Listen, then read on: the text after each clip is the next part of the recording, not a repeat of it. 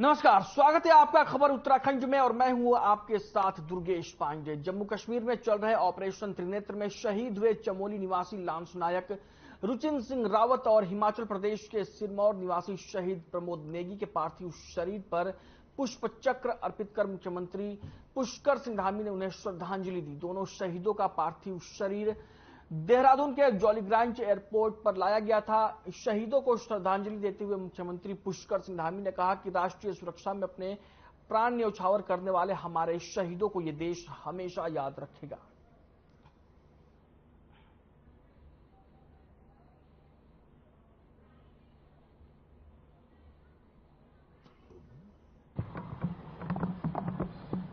रुचिन रावत हमारे उत्तराखंड के जाबाज लाल थे, बहादुर सैनिक थे। उनकी शहादत हुई और हम सभी को उनकी शहादत पर गर्व है, वहीं दुख भी है। इस शहादत पर मैं अपनी ओर से पूरे राज्य की तरफ से उनको श्रद्धांजलि अर्पित करता हूं और उनके पारिवारिक जनों को, उनके परिवार के लोगों को जो असमय एक बड़ा कष्ट आया है, उनके सामने बड़ी विपत्ति आई है, मैं भगवान से प्रार्थना करता हूं कि उनके सभी परिवार के लोगों को इस दुख को सहन करने की शक्ति प्रदान करे और भगवान उनको अपने श्री चरणों में स्थान दे।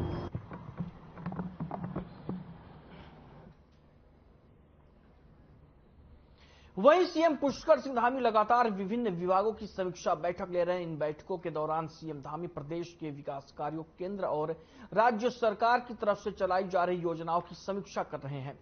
इसके तहत सशक्त उत्तराखंड @25 को लेकर कार्यक्रम शुरू किया गया है। सशक्त उत्तराखंड @25 के लक्ष्यों को हासिल करने और विभागों की तरफ से तैयार अल्प, मध्य और दीर्घकालिक रोडमैप पर चर्चा के साथ उसे अमली जामा पहनाया जा रहा है।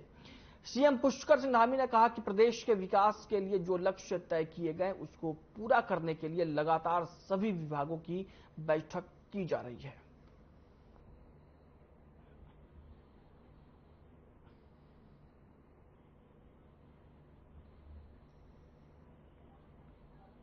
सभी विभागों का एक जो हमने फ्रेम बनाया है, उनका एक लक्ष्य है, उस लक्ष्य के अनुरूप कितना कार्य हुआ है, ये बैठक निरंतरता से चल रही है। इसके पीछे हेतु है कि जो भी हमने लक्ष्य तय किए हैं उन लक्ष्यों को हम प्राप्त करें और सशक्त उत्तराखंड जो हमारी थीम है वो जल्दी से जल्दी प्राप्त करने की दिशा में स्टेप बाय स्टेप हम आगे बढ़ें, उसमें कहीं विलंब न हो।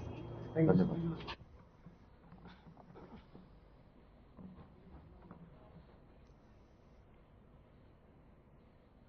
वहीं बीजेपी के प्रदेश अध्यक्ष महेंद्र प्रसाद भट्ट का बयान सामने आया है, जहां उन्होंने कहा कि मुख्यमंत्री धामी ने कहा है कि उत्तराखंड के हित के लिए जरूरत पड़ेगी तो जनसंख्या नियंत्रण कानून भी लाएंगे। उन्होंने कहा कि समान नागरिक संहिता यूसीसी का ड्राफ्ट 30 जून तक फाइनल हो जाएगा। यूसीसी पर हमारा ड्राफ्ट दूसरे राज्यों के लिए मॉडल बनेगा। साथ ही महेंद्र प्रसाद भट्ट ने कहा कि धार्मिक एजेंडे के नाम पर सरकारी जमीनों पर अवैध कब्जों के खिलाफ प्रदेश सरकार बेहद कठोरता के साथ कार्रवाई करेगी।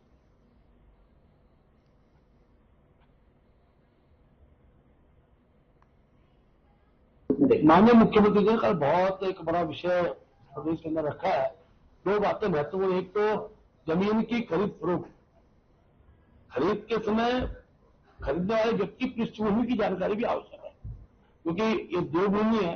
अब देवभूमि के अंदर जिस प्रकार से लैंड जिहाद का अभी मामला चल रहा था, और मैं तो आश्चर्यचकित हूं कि कांग्रेस ने बड़ा हल्ला मचाया, लेकिन जहां जहां तथाकथित मजारें तोड़ी जा रही है, कोई भी व्यक्ति उस पर अपना हक जताने नहीं आया, ना उसके लिए जो अवसर मिले हैं। तो तथ्य थे, प्रमाण थे, सरकार के पास सब प्रकार की जानकारी थी और इसलिए कहा गया कि इस प्रकार से जो जमीनें सब जगह घेरी जा रही है उसको रोकने का सरकार ने कानून बनाया, प्रयास किया, सब जगह वो हटाई जा रही है।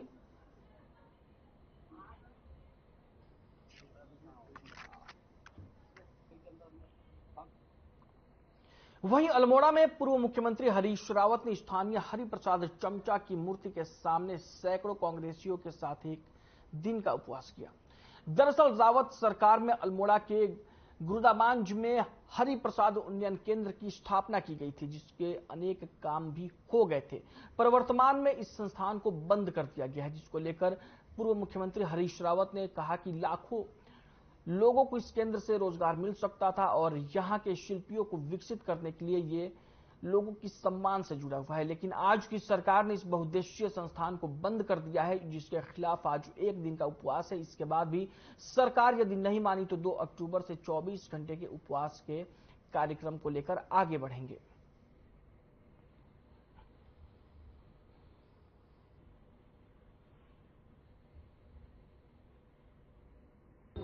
लाखों लोगों के रोजगार के लिए, लाखों लोगों की आजीविका के लिए भी महत्व, और ये एक बहुत बड़े समाज के हिस्से के सम्मान का प्रश्न भी है। 2015-16 में तत्कालीन सरकार ने गरुड़ाबांज में मुंशी हरिप्रसाद टमटा जी, जो एक समाज सेवक थे, जिन्होंने शिल्पी समाज को शिल्पकार का संबोधन दिया, उनके नाम पर शिल्पी संस्थान बनाने का, एक बहुउद्देशीय संस्थान बनाने का निर्णय लिया। उस पर काम शुरू हुआ, पैसा भी खर्च हुआ, लेकिन आज 6 साल बीत गए हैं, उस पर कोई काम नहीं हो रहा है।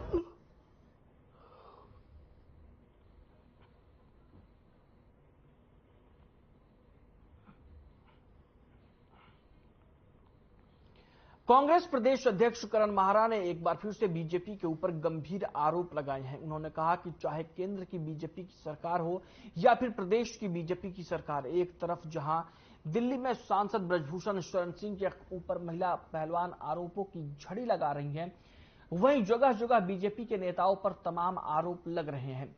उत्तराखंड में बीजेपी के वरिष्ठ नेता और कैबिनेट मंत्री प्रेमचंद अग्रवाल का मारपीट का वीडियो सोशल मीडिया पर वायरल हो रहा है, लेकिन सत्ता के नशे में चूर भारतीय जनता पार्टी इसका कोई जवाब नहीं देती। करण माहरा ने कहा कि बीजेपी सत्ता के नशे में चूर है, जिसका खामियाजा जनता को भुगतना पड़ रहा है।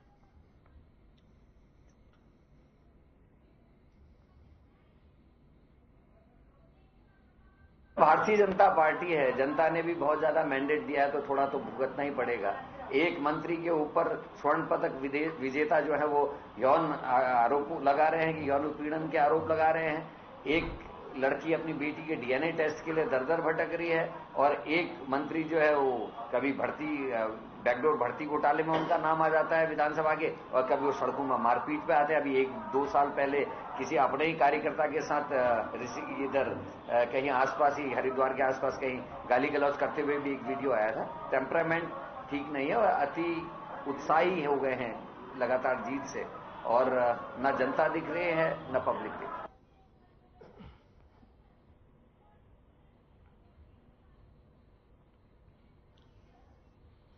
वहीं सामाजिक हिंदूवादी संगठन हिंदू जागरण मंच के खिलाफ कर्नाटक में कांग्रेसी नेताओं द्वारा मंच पर बैन लगाने और इसकी तुलना विवादित संगठन पीएफआई से करने पर हिंदुओं का आक्रोश पूरे देश में देखने को मिल रहा है। इसी के विरोध में विश्व हिंदू परिषद के जिलाध्यक्ष कैलाश गढ़िया के नेतृत्व में विहिप और बजरंग दल के कार्यकर्ताओं ने स्थानीय बागेश्वर नगर के चौराहे पर कांग्रेसी नेताओं का पुतला दहन कर आक्रोश व्यक्त किया और भविष्य में इसके खिलाफ और तेज आंदोलन करने की चेतावनी दी। जिसके बाद हिंदूवादी संगठनों ने कांग्रेस की सद्बुद्धि के लिए बागनाथ मंदिर परिसर में हनुमान चालीसा का पाठ किया और भगवान से देश प्रेमी और देश विरोधी संगठनों में अंतर को समझने की बुद्धि का ज्ञान कांग्रेस पार्टी के नेताओं को देने की प्रार्थना की।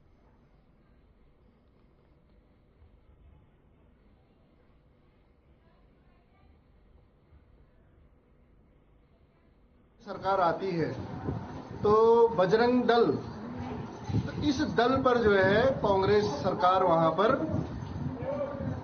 पूर्ण रूप से प्रतिबंध लगाने का कार्य करेगी, और कांग्रेस पार्टी द्वारा वहां पर बजरंग दल का कर्नाटक राज्य में पीएफआई जैसे विधर्मी और आतंकवादी संगठन के साथ जो है बजरंग दल का क्या किया जा रहा है उसकी तुलना की जा रही है। तो हम आज बागेश्वर विश्व हिंदू परिषद और बजरंग दल का यह संयुक्त रूप से तत्वाधान में यह कार्यक्रम किया गया। पहले एसबीआई तिराहे के पास हमने वहां पर कांग्रेस पार्टी का और कांग्रेस के नेताओं का वहां पर पुतला दहन किया।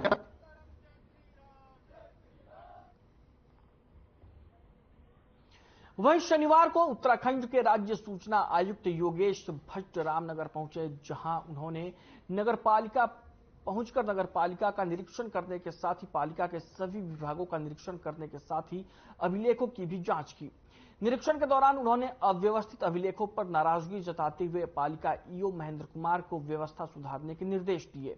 इसके साथ ही उन्होंने कूड़ा निस्तारण को लेकर नगर पालिका द्वारा की जा रही पहल की जमकर प्रशंसा की। साथ ही उन्होंने नगर पालिका में सूचना अधिकार से संबंधित आने वाली शिकायतों को लेकर बनाए गए कक्ष को व्यवस्थित करने के साथ ही शिकायत रजिस्टर ठीक करने के साथ ही शिकायत दर्ज कराने वाले शिकायतकर्ता को निर्धारित समय पर सूचना उपलब्ध कराए जाने पर भी जोर दिया।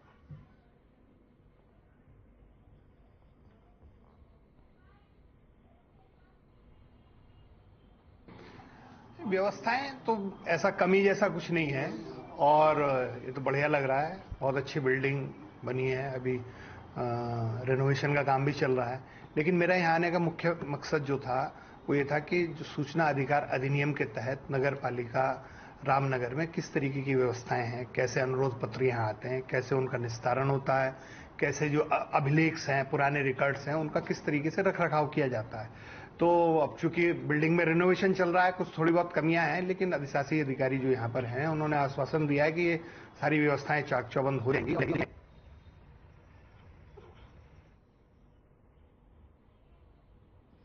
वहीं आरटीओ एनफोर्समेंट शैलेश तिवारी ने बताया कि देहरादून जिले में पिछले साल दुर्घटनाएं बढ़ी थी और जनवरी से मार्च तक पिछले वर्ष की तुलना में दुर्घटनाएं बढ़ी हैं। उन्होंने कहा कि हम पूरा प्रयास कर रहे हैं कि इस पर कैसे काबू पाया जा सके। उन्होंने ये भी कहा कि हम लोगों ने मोबाइल टास्क फोर्स बनाया है, एनफोर्समेंट को हमने काफी बढ़ा दिया है। इसके अलावा ओवर स्पीडिंग को दुर्घटनाओं का मुख्य कारण होता है, उस पर हमारा विशेष फोकस है। इसलिए अब जो चालान ओवर स्पीडिंग के होते हैं वो डबल ट्रिपल हो चुके हैं। शैलेश तिवारी ने कहा कि जहां दुर्घटनाओं की संभावनाएं बहुत ज्यादा होती हैं उस पर भी हम लोग काम कर रहे हैं। इन सब चीजों को देखते हुए हमें आशा है कि जल्द ही स्थिति बेहतर होगी और प्रचार प्रसार पर भी हमारा फोकस है। उन्होंने कहा कि दो साइड को लेकर एक साथ चल रहे हैं, एक पार्ट एनफोर्समेंट का है, दूसरा पार्ट हमारा प्रचार प्रसार का है, लोगों को जागरूक करने का भी कि कैसे दुर्घटनाओं से लोग बच सकते हैं। अगर दुर्घटनाएं हो जाती हैं तो उसे समय पर किस प्रकार से इलाज मुहैया कराकर लोगों की जान बचाई जा सकती है, इन सभी चीजों पर हमारा फोकस है।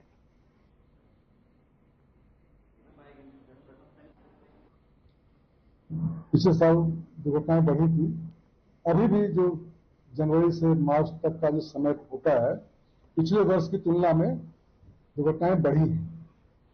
लेकिन हम लोग पूरा प्रयास कर रहे हैं इस पर कैसे कंट्रोल किया जा सके।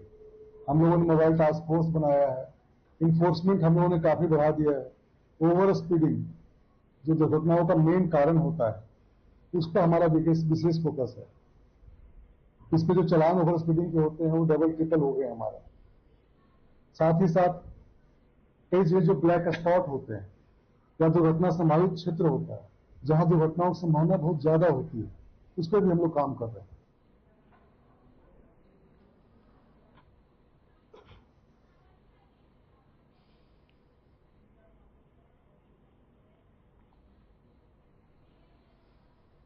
वहीं हरिद्वार में सरकारी जमीनों पर बनी मजारों को तोड़ने का मुस्लिम समाज विरोध कर रहा है। आपको बता दें कि खानपुर के विधायक उमेश कुमार ने मुस्लिम समुदाय के प्रतिनिधियों के साथ जिलाधिकारी विनय शंकर पांडे से मुलाकात कर मजारों पर हो रही कार्रवाई पर रोक लगाने की मांग की है।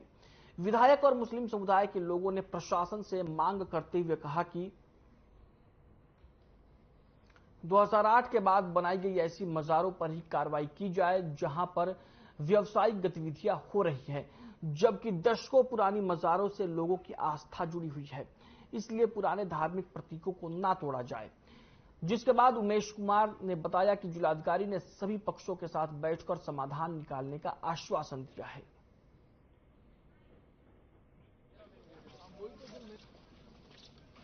उसके ऊपर विचार हुआ है, कई सारे मुद्दों पर बातचीत हुई है। सभी लोग बैठकर एक बार फिर तय करेंगे और क्या होना चाहिए वो प्रशासन को अवगत कराया जाएगा। पर प्रशासन ने जो है वो जो उनका सोचना है, जो हाई कोर्ट और सुप्रीम कोर्ट के जो आदेश हैं उनसे हमको अवगत करा दिया, हमको कॉपियां भी उनकी उपलब्ध करा दी हैं। इनको हम स्टडी करेंगे और हमने भी जो एक वक्फ बोर्ड की जमीन होने का जो हमारे पास दस्तावेज था वो दस्तावेज हमने दे दिया है। अब देखते हैं बाकी जो रूपरेखा है कल वो प्रशासन के साथ तय होगा। उत्तराखंड के अंदर तोड़े जा रहे हैं, उसी सिलसिले में हरिद्वार में जो मजार तोड़ा जा रहा है जिसको देकर नोटिस दिया गया है, तो उस सिलसिले में एमडीएम साहब से मिले थे कि सर ऐसी कार्रवाई न की जाए, क्योंकि हमारे बुजुर्गान दीन के मजार हैं, उन्हें नहीं तोड़ा जाना चाहिए, क्योंकि ये मजार पुराने हैं और इन्हीं की वजह से उत्तराखंड और पूरे हिंदुस्तान की गंगा जमुना तहजीब कायम है। इन मजारों से सिर्फ मुस्लिम समुदाय की नहीं, हर धर्म की आस्था जुड़ी हुई है। हर धर्म के लोग इन मजारों पर आते हैं, अपनी मन्नतें मांगते हैं और दुआएं मांगते हैं। तो उस सिलसिले में हमारी आज डीएम साहब से मुलाकात हुई थी, विधायक उमेश कुमार जी के साथ हम लोग आए थे। तो उसमें डीएम साहब ने हमें प्रस्ताव दिया है कि मजार शरीफ की शिफ्टिंग करा दी जाएगी।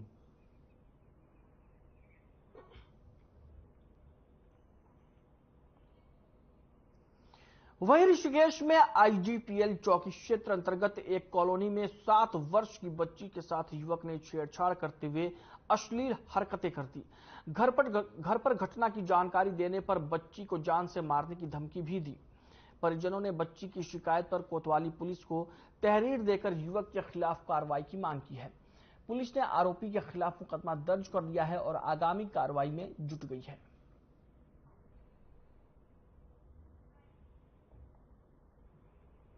एक लड़का प्रेम राजपूत हनुमान मंदिर गली नंबर बाजार की एजेंसी, उसने मेरी लड़की के साथ अवैध व्यवहार करा है। तो उसके बाद हमने फिर जब उसने हमारी लड़की घर पर आया, मेरी लड़की उसने मैंने पूछा उससे क्या बात है, तो रो रही थी। उसने बताया ऐसा करा है। तो इसको देखते हुए मैंने उसको फिर ये बात अपनी आईडीपीएल चौकी पे ले गया। फिर आईडीपीएल चौकी पे ले आके उन्होंने फिर उसके घर आए, उसको लेके अब इसी के थाने में हमने आया, उससे बात कर दी है। अब उसको कल उसमें यहाँ पे थाने के अंदर सब बंद कर दिया गया है। मेरी ये आप निवेदन है कि उस पर कड़ी से कड़ी कार्रवाई की जाए।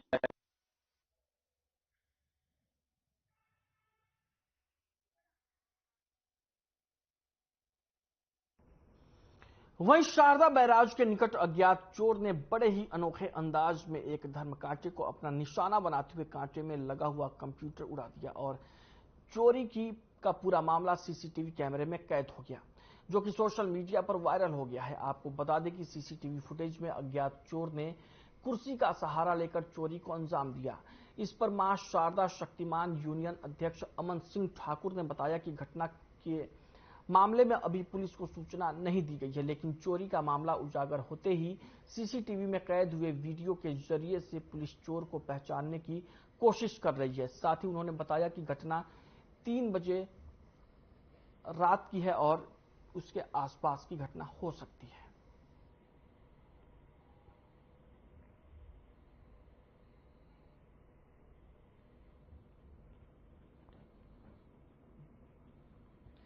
टनकपुर की तस्वीरें आप देख सकते हैं, जहां पर सीसीटीवी में चोरी का मामला कैद हो गया है और चोर को आप देख सकते हैं कि इस तरीके से कुर्सी का सहारा लेकर वो बड़े ही शातिराना तरीके से चोरी की वारदात को अंजाम दे रहा है।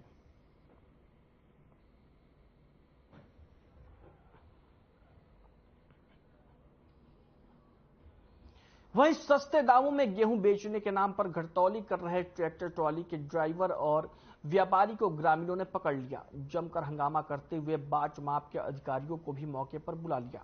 जांच के दौरान पता चला कि ट्रैक्टर ट्रॉली में रखे इलेक्ट्रॉनिक कांटे के अंदर डिवाइस के साथ छेड़छाड़ कर एक चिप लगाई गई है, जो छोटे से रिमोट से कंट्रोल होती है। गेहूं तौलने के दौरान 100 किलो गेहूं की जगह केवल 90 किलो गेहूं ही तौलकर ग्रामीणों को दी जा रही थी और बाच मापतौल के अधिकारियों ने मामले की नजाकत को भांपते हुए ट्रैक्टर ट्रॉली के ड्राइवर और व्यापारी के खिलाफ श्यामपुर चौकी में तहरीर देकर मुकदमा दर्ज कराने की प्रक्रिया शुरू कर दी है। वहीं ग्रामीणों ने कम दिए गए गेहूं को दिलाने या उसके पैसे की मांग की है।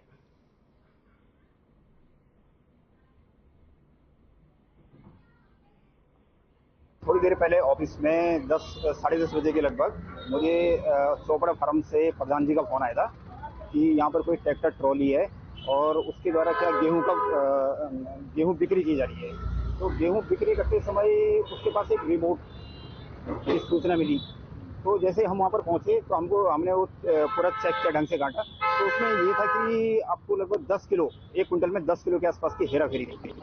ये मामला ये है कि कुछ ट्रैक्टर वाले जो है ये हरिद्वार से जो ये गेहूं बेचने हमारे क्षेत्र में आते हैं और हर साल आते हैं। पिछले साल भी हमने पब्लिक को एक वीडियो के माध्यम से अलर्ट किया था कि इन लोगों से जब भी गेहूं लें तो अपने घर में तराजू में तोल कर लें। लेकिन ये अपने कांटा में इन्होंने एक इलेक्ट्रॉनिक कांटा यहाँ पे ला रखा है और उस इलेक्ट्रॉनिक कांटे में लोगों को, हमारे जो महिलाएं उनको गेहूं तोल के देते थे।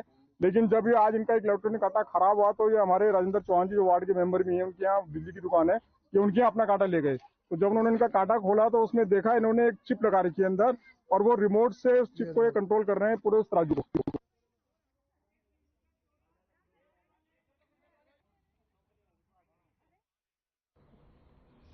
वहीं कांग्रेस कार्यकर्ताओं ने हल्द्वानी के गोलजू मंदिर में बीजेपी और बजरंग दल के नेताओं की बुद्धि शुद्धि के लिए हवन यज्ञ किया। कांग्रेस जिलाध्यक्ष राहुल छिमुआल के नेतृत्व में कार्यकर्ताओं ने मंदिर परिसर में हनुमान चालीसा का पाठ किया। उन्होंने बजरंग दल को बदरंग दल बताते हुए कहा कि जोशीमठ आपदा और अंकिता भंडारी हत्याकांड के समय बजरंग दल के कार्यकर्ता कहां थे, उस समय इन्होंने क्यों नहीं आवाज उठाई। इसके साथ ही दिल्ली में पहलवान धरना दे रहे हैं, आखिर वहां भी ये क्यों चुप हैं। कांग्रेस कार्यकर्ताओं ने कहा कि ये हमारे कार्यालयों में तोड़फोड़ कर उपद्रव मचा रहे हैं, इसलिए हम इनकी बुद्धि शुद्धि के लिए हवन और हनुमान चालीसा का पाठ कर रहे हैं, जिससे भाजपा और बजरंग दल नेताओं की गुंडागर्दी काबू में आ सके।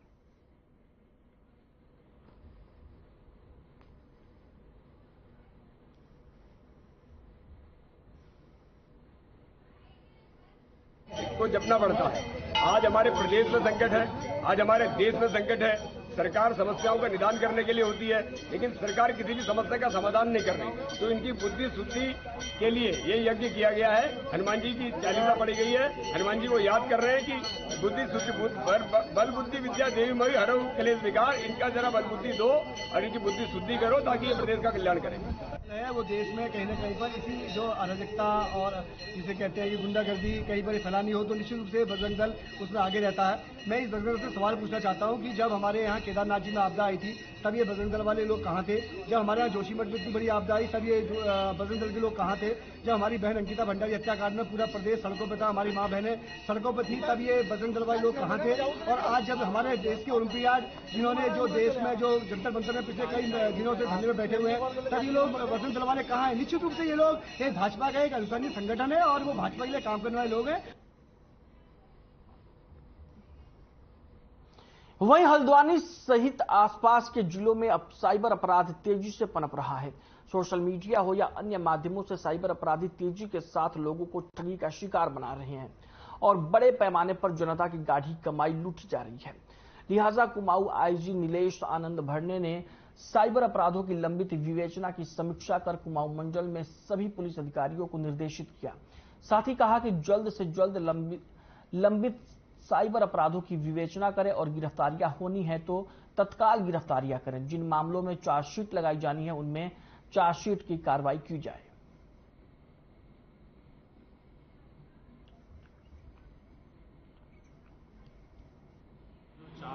के साइबर फ्रॉड के और जो धोखाधड़ी के ऐसे मामले हैं 420 के, तो इसके जो है कल हल्द्वानी कोतवाली सर्कल के जो है वो मैंने कल रिव्यू किया। 35 मामले थे हल्द्वानी कोतवाली में जो इस तरीके से जो ज़्यादा अमाउंट के 5 लाख से ज़्यादा की साइबर फ्रॉड है और धोखाधड़ी भी जो है 5 लाख से अधिक की है। तो ऐसे मामले जो जिसमें पीड़ित परेशान है और जिनको न्याय नहीं मिला है, जिसमें अरेस्टिंग नहीं हुई है या बहुत टाइम से जो है विवेचना पेंडिंग है, जिसमें ऐसा लग रहा है कि विवेचक भी कई बार जो है विवेचनाओं को पेंडिंग रखते हैं, कार्रवाई नहीं हुई है।